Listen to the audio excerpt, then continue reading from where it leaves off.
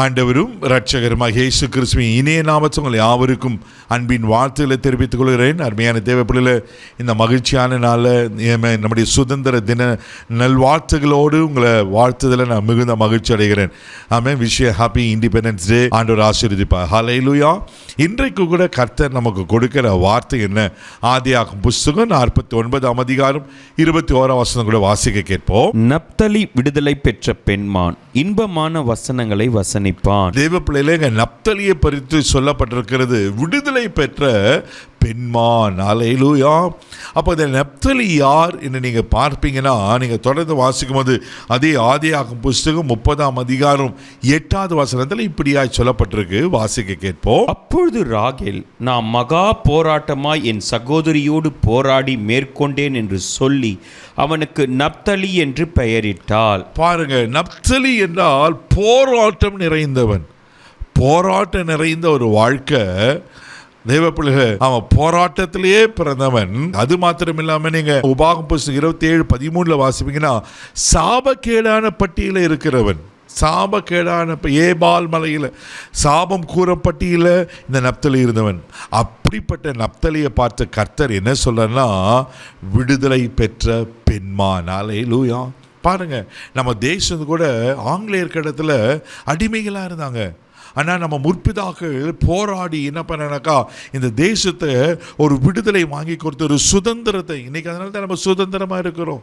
தேவ பிள்ளைகளை, இன்னைக்கு தேசம் மாத்திரம் இல்லாமல் இன்னைக்கு பலருடைய வாழ்க்கை கூட அடிமைப்பட்டிருக்கிறத நான் பார்க்கிறோம். ஆனால் இதே போல நப்தலியும் அவன் அடிமையாய் போராட்டம் நிறைந்தவனாய் சாபக்கேட பட்டியலில் இருந்தவனாய் காணப்பட்டான். ஆனால் கர்த்தருடைய தயவினால், ஹல்லேலூயா, உபாகமம் புஸ்தகம் 33 அதிகாரம் 23 வசனத்தில் நப்தலி அழகாக சொல்லப்பட்டிருக்கோம். வாசிக்க கேட்போம். நப்தலியை குறித்து, நப்தலி கர்த்தருடைய தயவினால் திருப்தி அடைந்து அவருடைய ஆசீர்வாதத்தினாலே நிறைந்திருப்பான். நீ மேற்திசையும் தென் திசையும் சுதந்தரித்துக்கொள் என்றார். பாருங்க, நப்தலியை குறித்து கர்த்தருடைய தயவினால திருப்தி அடைந்து ஆசீர்வதிக்கப்பட்டிருப்பானா. ஒரு காலத்தில் போராட்டம் நிறைந்தவன், சாபக்கேடான பட்டியலில் இருந்தவன்.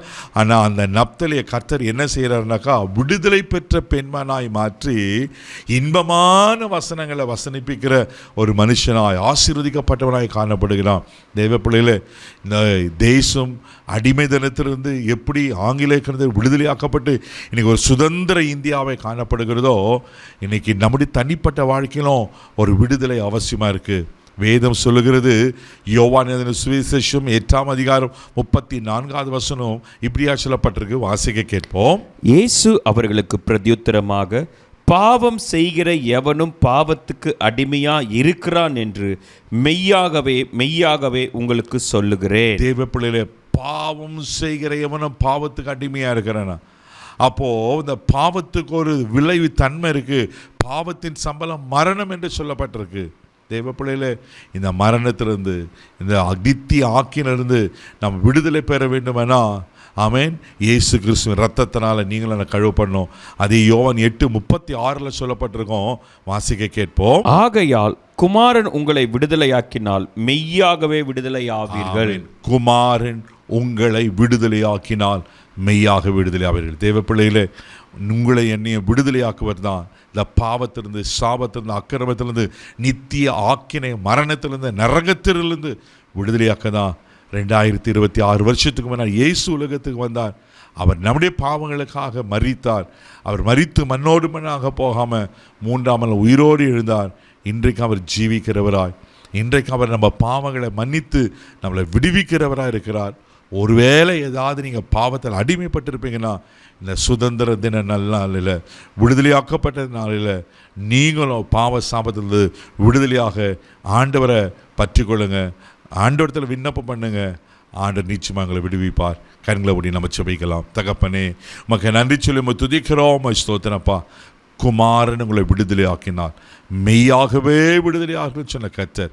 ஆண்டவரே, இவர்கள் ஆமென். ஆண்டவரே அப்பா, இவர்களுக்கு மேலே இருக்கிற பாவ சாபங்கள், அக்கிரமங்கள் இவர்களை முற்றிலும் எடுத்து போட்டு இவளை கழுவி சுத்திகரித்து ஒரு முழுமையான விடுதலை காண உதவிச்சும் ஆசீர்வதியும் கனப்படுத்தும் கிருபை ஒப்பு கொடுக்கிறோம். மகிமை உமக்கே செலுத்துகிறோம். இயேசுவின் மூலம் ஜெபம் கேளும் பிதாவே, ஆமென். ஆண்டவர்களை விடுவித்திருக்கிறார். தைரியமாக போங்க. God bless you.